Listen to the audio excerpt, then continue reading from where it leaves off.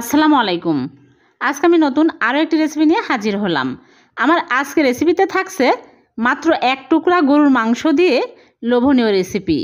পরিবারের সবাই তৃপ্তি সহকারে খেয়ে রাঁধুনির প্রশংসা করতে বাধ্য হবে। এতটাই টেস্টি হবে। আশা করছি সবারই ভালো লাগবে। ভালো লাগলে লাইক কমেন্ট ও শেয়ার করে দিবেন। এখানে নিয়েছি এক পিস গরু মাংস, আর নিয়েছি পেঁয়াজ কুচি, রসুন কোয়া, শুকনা মরিচ, কাঁচা মরিচ, আর নিয়েছি আদা কুচি। এখন আমি এই এক পিস গরুর মাংস একটা বোর্ডের উপরে নিয়ে নাইফ দিয়ে আমি ছোট ছোট টুকরো করে কেটে নিব। আপনারা চাইলে ব্লেন্ডার কিমা করে নিতে পারবেন, আবার চাইলে পাটায়ও কিমা করে নিতে পারবেন, আবার চাইলে আমার মতো এই রকম করে কেটে ছোট ছোট টুকরো করে কিমা করে নিতে পারেন। যার যেটা সুবিধা হবে সেটা করে নেবেন। এই রকম করে নিলেও একদম কিমার মতোই হয়।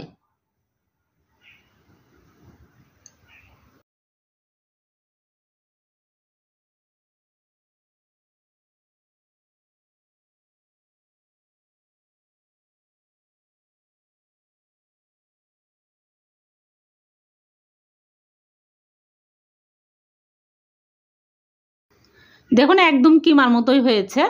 এখন আমি চুলায় প্যান বসিয়ে প্যানের মধ্যে নিয়ে নিচ্ছি, আর দিয়ে দিচ্ছি পানি 2 কাপ, হলুদের গুঁড়া দিয়ে দিচ্ছি সামান্য পরিমাণে, আর লবণ স্বাদ মতো দিয়ে আমি ঢেকে চুলার আঁচ মিডিয়াম আঁচে করে রেখে দিব সিদ্ধ হওয়া পর্যন্ত। ভালোভাবে সিদ্ধ হয়ে গেলে আমি নামিয়ে নিব। সিদ্ধ হয়ে গেছে, ঝরঝরে হয়ে গেছে। এখন আমি এর মধ্যে দিয়ে দিচ্ছি তেল পরিমাণ মতো। তেল দিয়ে আমি এর মধ্যে দিয়ে দিব পেঁয়াজ রসুন সব কিছু দিয়ে নেড়েচেড়ে ভেজে নেব।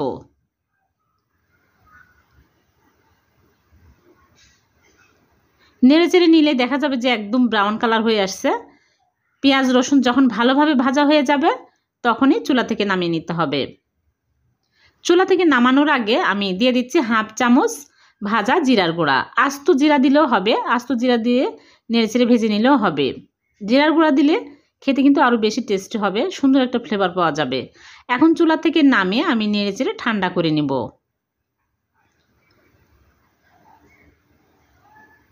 ঠান্ডা হয়ে গেছে। এখন আমি নিয়ে নিচ্ছি পাটার মধ্যে, পাটাতে আমি বেটে নেব। পাটাতে পানি আছে, মুছে নিচ্ছি। পানি থাকলে ভর্তা খেতে ভালো লাগে না। আপনারা চাইলে ব্লেন্ডারেও ব্লেন্ড করে নিতে পারেন, কিন্তু পাটায় বেটে নিলে ভর্তাগুলো খেতে বেশি টেস্টি হয়, শুকনো শুকনো হয়।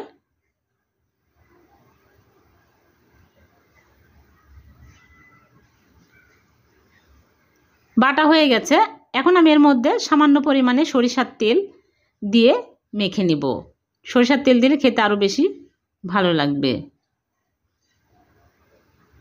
মাখিয়ে নিলাম, আর হয়ে গেল ভীষণ মজাদার গরুর মাংসের ভর্তা। যারা এখনও খাননি এই ভর্তা, তারা অবশ্যই এই ভিডিও দেখার সাথে সাথে ট্রাই করবেন। গরম ভাতের সাথে জাস্ট জমে যায়, এতটাই টেস্টি হয়, খুবই ভালো লাগে। ভালো লাগলে লাইক কমেন্টে বেশি বেশি শেয়ার করে দিবেন, অন্যকে দেখার সুযোগ করে দিবেন। আর চ্যানেলটিকে সাবস্ক্রাইব করে চ্যানেলের সাথেই থাকবেন। আর পেজ থেকে দেখে থাকলে পেজটিকে ফলো দিয়ে রাখবেন। আবারও দেখা হবে নতুন কোনো রেসিপিতে। সে পর্যন্ত ভালো থাকবেন। আল্লাহ হাফেজ।